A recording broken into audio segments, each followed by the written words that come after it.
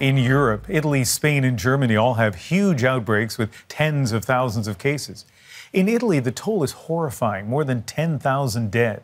In Spain, deaths continue to surge to more than 6,800.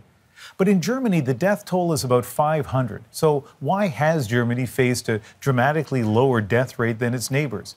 Terence McKenna found some answers. The COVID-19 outbreak came to Germany on January 19th, when a businesswoman from Shanghai arrived for 2 days of meetings near Munich with her German partners.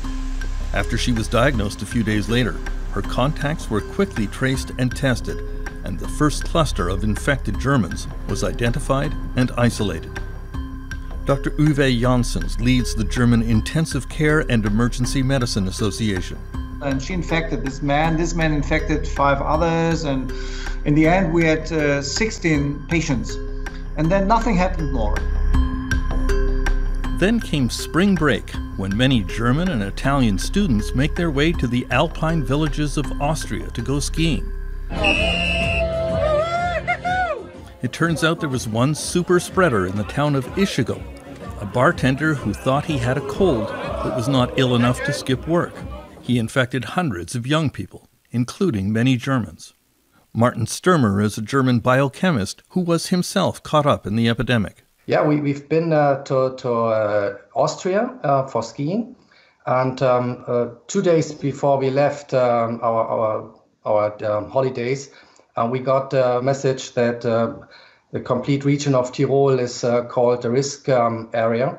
And when we came back, because my wife and I, we work for a medical lab, and they said, before you come back to the lab, you have to be in quarantine, and we will have to do a test. And so we did a test, and it was positive. He just kept going to work. I guess he didn't feel sick enough to stay at home. Yilmaz Gulum reports for Austrian Public Broadcasting. There was not yet an understanding of what could happen. Up to 50% of people who have the virus don't show any symptoms at all, and a very large number of people show only very, very mild symptoms. Now, it depends on the capacity of a country to test. How many people can a country test per day to isolate the people that are infected, to isolate them from the rest of us?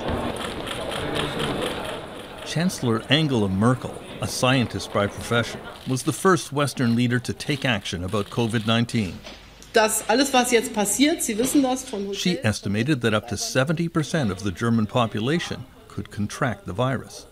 That was the first time that for me, my perception of the whole situation changed. And when she said up to 70%, I just made a quick calculation in my head that if 1% of infected people die, which was at the time the assumed fatality rate, but all right, 70% of Germany and 1% dies, that means roughly 500,000 people will die in Germany.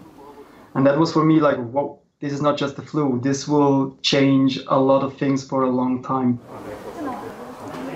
Germany quickly began developing thousands of test kits, far more than any other Western country. Germany has ramped up quickly and is now testing 500,000 people per week. For instance, everybody coming from Italy or from skiing or from the risk area in Italy, he was isolated and was tested, and everybody surrounding the family was isolated. So I think at the moment, this led to the point that we don't have so many old people getting infected. So if you look at our overall positively tested population, you see many younger people below at the age of 60, which have been tested positive, and therefore we have not so much severe ill people in our population, in our testing population. And everyone just started to test, to establish the test. As soon as the sequence Melanie Brinkmann is a German virologist. And I think that's the big advantage we had. And I like to compare it to an iceberg. So I think we saw a much bigger tip of the iceberg than other countries, as Italy, for example. And I think we have gained a lot of time and now had time to prepare the hospitals for the patients that will come eventually. Once the wave of infection arrives, Germany will be far better prepared than other Western countries to handle it. For example, Germany has invested in a greater per capita proportion of intensive care beds and ventilators, almost 3 times as many as Canada. In Germany, there are a lot of hospital beds per capita and a lot of ICU beds per capita. For example, in Germany, we have 34 ICU beds per 100,000 inhabitants. That's a lot.